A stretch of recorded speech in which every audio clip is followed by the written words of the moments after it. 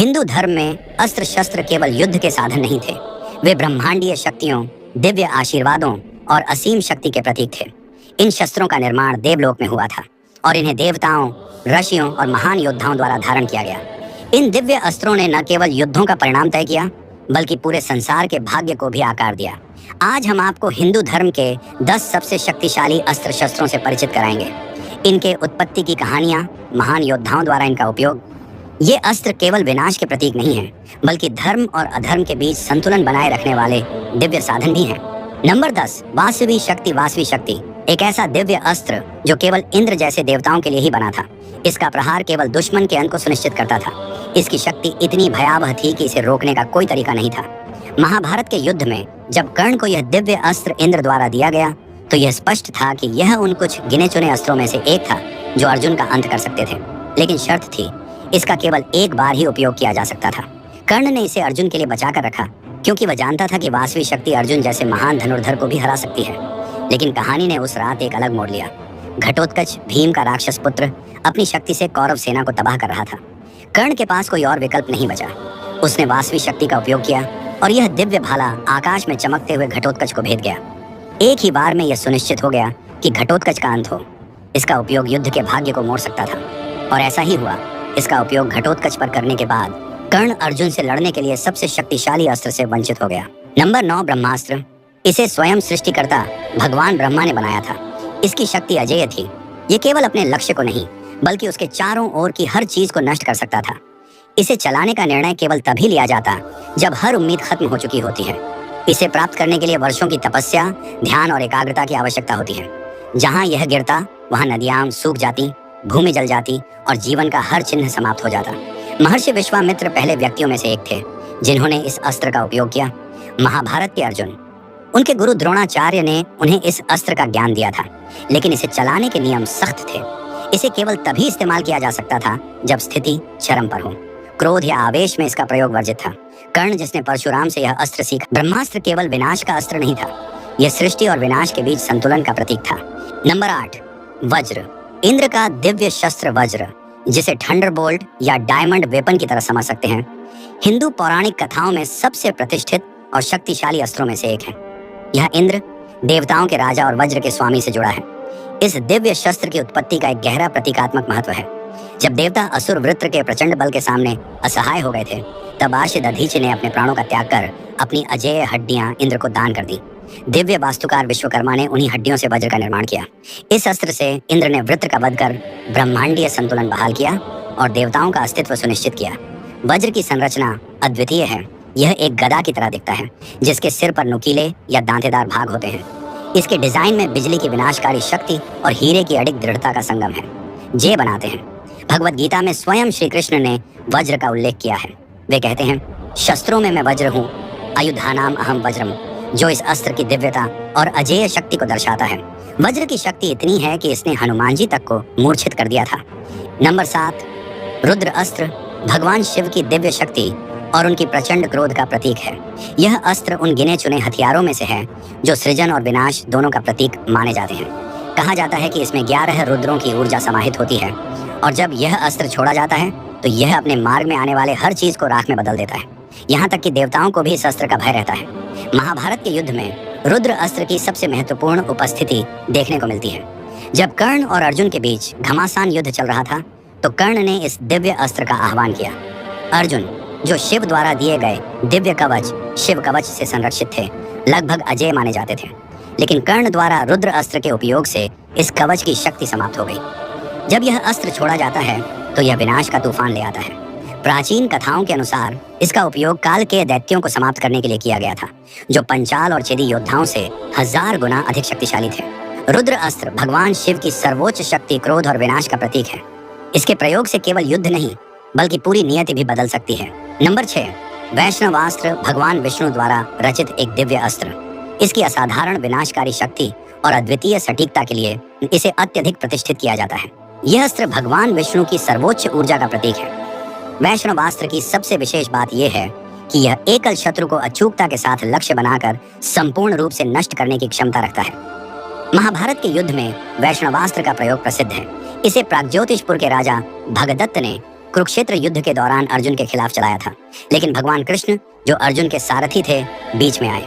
भगवान विष्णु के अवतार होने के कारण कृष्ण ने उस अस्त्र की शक्ति को बिना किसी नुकसान के अपने अंदर समाहित कर लिया। इस अद्भुत घटना ने अर्जुन को बचाया। यह कहा जाता है कि वैष्णवास्त्र की शक्ति इतनी प्रचंड थी कि ब्रह्मांड में कोई भी प्राणी भगवान विष्णु को छोड़कर इसका सामना नहीं कर सकता था। यह अपने दुश्मनों को हराने और विभिन्न दिशाओं से प्रहार करने में सक्षम था। वैष्णवास्त्र का उपयोग अत्यंत दुर्लभ था। नंबर 5, ब्रह्मशीर अस्त्र, विनाश का परम शिखर ब्रह्मशीर अस्त्र, जिसे अक्सर ब्रह्मास्त्र का हायर वर्जन कहा जाता है। इसे ब्रह्मास्त्र से 4 गुना अधिक शक्तिशाली माना गया है, जिसकी विनाशकारी क्षमता अद्वितीय है। यह अस्त्र भयानक अग्नि तूफान उत्पन्न करने में सक्षम था, जो आकाश को जलते उल्का पिंडों और गगन भेदी विस्फोटों से भर देता था। यह भूमि को पूरी तरह से बंजर कर देता था, जिससे वह 50 ब्रह्म वर्षों 150 ट्रिलियन मानव वर्षों तक जीवन रहित हो जाती। यहाँ तक कि देवता भी इसकी प्रभावशीलता के आगे टिक नहीं पाते। ब्रह्मशीर अस्त्र को पवित्र मंत्रों के उच्चारण से सक्रिय किया जा सकता था और इसे किसी भी वस्तु, यहाँ तक कि एक साधारण घास के तिनके से भी छोड़ा जा सकता था। महाभारत में कुरुक्षेत्र युद्ध के दौरान यह अस्त्र एक अत्यंत विनाशकारी क्षण में प्रकट होता है। अर्जुन और अश्वत्थामा ने इस विनाशकारी अस्त्र को एक दूसरे के खिलाफ चलाया। इसके प्रभाव से पृथ्वी कांप उठी, आग की लपटें और गगन भेदी आवाजें आकाश को भरने लगी और चारों ओर दरारें पड़ने लगी। इस अस्त्र की विनाशकारी क्षमता ने देवर्षि नारद और महर्षि व्यास को हस्तक्षेप करने के लिए प्रेरित किया। अर्जुन ने अपने अनुशासन और ज्ञान के बल पर इसे सफलतापूर्वक वापस ले लिया, जबकि अश्वत्थामा अपने क्रोध और अधूरी शिक्षा के कारण ऐसा करने में असमर्थ रहे। इसके बजाय उसने इस अस्त्र को अर्जुन के अजन्मे पौत्र परीक्षित की ओर मोड़ दिया। भगवान कृष्ण ने दिव्य हस्तक्षेप करते हुए परीक्षित को अस्त्र के प्रभाव से बचाया। कृष्ण की यह रक्षा धर्म और ब्रह्मांडीय संतुलन के नियमों के पालन के महत्व को दोहराती है। ब्रह्मशीर अस्त्र का ज्ञान अत्यंत गोपनीय था और इसे केवल सबसे योग्य और धर्मनिष्ठ योद्धाओं को ही दिया जाता था। इस अस्त्र का ज्ञान रखने वालों में अग्निवेश, एराशी, भगवान परशुराम, पितामह भीष्म, गुरु द्रोण, अर्जुन, कर्ण और अश्वत्थामा जैसे महान योद्धा शामिल थे। इसकी असीम शक्ति इसे ब्रह्मांड के भाग्य को निर्धारित करने वाला अस्त्र बनाती थी। नंबर 4, नारायणास्त्र, जो भगवान नारायण के नाम पर है। यह अस्त्र अपनी अद्वितीय शक्ति के लिए प्रसिद्ध है, जो एक साथ लाखों मिसाइलों, तीरों को अपने लक्ष्य पर प्रहार करने के लिए छोड़ सकता है। इस अस्त्र की भयावहता इस तथ्य में निहित है कि इसका प्रतिरोध करना इसकी शक्ति को और बढ़ा देता है, जिससे और अधिक मिसाइलें और तीव्र हमले होते हैं। महाभारत के कुरुक्षेत्र युद्ध में नारायणास्त्र का सबसे प्रसिद्ध वर्णन है। गुरु द्रोण की मृत्यु के बाद उनके पुत्र अश्वत्थामा ने क्रोध और प्रतिशोध में पांडवों के खिलाफ नारायणास्त्र का आह्वान किया।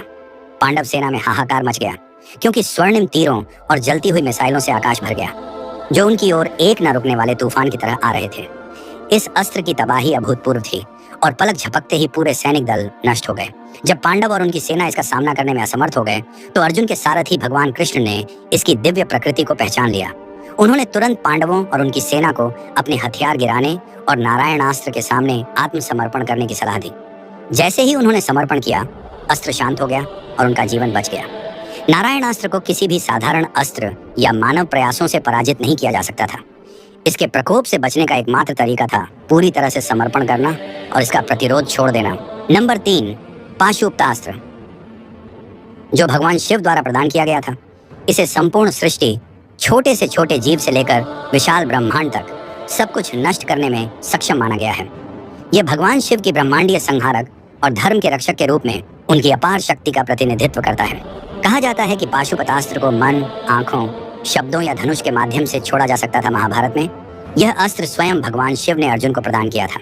इसे पाने के लिए अर्जुन ने हिमालय में कठोर तपस्या की। जब भगवान शिव ने एक शिकारी के रूप में प्रकट होकर अर्जुन की परीक्षा ली, तो उनकी परीक्षा से प्रसन्न होकर शिव ने उन्हें पाशुपतास्त्र प्रदान किया। हालांकि अर्जुन ने कुरुक्षेत्र युद्ध के दौरान पाशुपतास्त्र का उपयोग कभी नहीं किया। इसका कारण था कि यह अस्त्र इतना शक्तिशाली था कि इसे साधारण मनुष्यों या कमजोर प्रतिद्वंद्वियों के खिलाफ इस्तेमाल करने की अनुमति नहीं थी। इसे केवल ऐसे विनाशकारी अवसरों के लिए आरक्षित रखा गया था जहां ब्रह्मांड का संतुलन खतरे में हो। महाभारत के अलावा पाशुपतास्त्र का उल्लेख रामायण में भी मिलता है, जहां इसे रावण के पराक्रमी पुत्र इंद्रजीत के पास होने की बात कही गई है। नंबर 2, सुदर्शन चक्र, भगवान विष्णु का परम आकाशीय अस्त्र है। यह वृत्ताकार अस्त्र 108 तेज धार वाली धारियों से युक्त होता है और सुदर्शन चक्र अत्यधिक गति से चलता है। जब इसे छोड़ा जाता है तो यह कुछ ही क्षणों में लाखों योजन की दूरी तय कर लेता है और इसके रास्ते में आने वाले सभी अवरोधों को नष्ट कर देता है। एक बार प्रक्षिप्त होने के बाद सुदर्शन चक्र को केवल भगवान विष्णु ही रोक सकते हैं। यह अस्त्र ब्रह्मांड में किसी भी भौतिक या आध्यात्मिक शक्ति को काटने की क्षमता रखता है और इसे पूरी तरह से प्रयोग में लाया जाए तो यह सभी 14 लोगों को एक पल में नष्ट करने की ताकत रखता है। सुदर्शन चक्र केवल एक भौतिक अस्त्र नहीं है, बल्कि यह भगवान विष्णु के द्वारा धर्म, ब्रह्मांडीय व्यवस्था के रक्षक के रूप में उनकी सर्वोच्च सत्ता का प्रतीक है। भगवान कृष्ण ने सुदर्शन चक्र का उपयोग शिशुपाल को समाप्त करने के लिए किया था। जब शिशुपाल ने बार बार धर्म का उल्लंघन किया, यह सुनिश्चित करता है कि धर्म हमेशा अपनी विजय प्राप्त करता है, चाहे परिस्थितियां कितनी भी कठिन क्यों न हो। नंबर 1, त्रिशूल हिंदू पौराणिक कथाओं में सबसे शक्तिशाली अस्त्र माना जाता है, जो मुख्य रूप से भगवान शिव, संहारक देवता से जुड़ा हुआ है। त्रिशूल के 3 अग्रभाग सत्व, संतुलन, रजस, क्रियाशीलता और तमस, निष्क्रियता का प्रतिनिधित्व करते हैं, जो ब्रह्मांड में सृजन, पालन और संहार के गतिशील संतुलन का प्रतीक है। इस प्रकार त्रिशूल भगवान शिव की प्रकृति के 3 मौलिक गुणों पर पूर्ण अधिकार का प्रतीक है।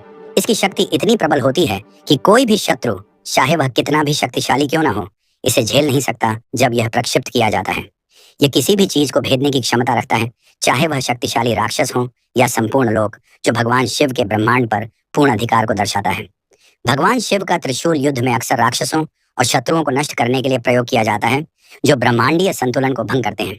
यह बुराई और अज्ञानता का संहार, राइटियसनेस की रक्षा और संतुलन की बहाली का प्रतीक है, जो शिव के ब्रह्मांडीय शक्ति के रूप में उनके सर्वोच्च स्थान को प्रमाणित करता है।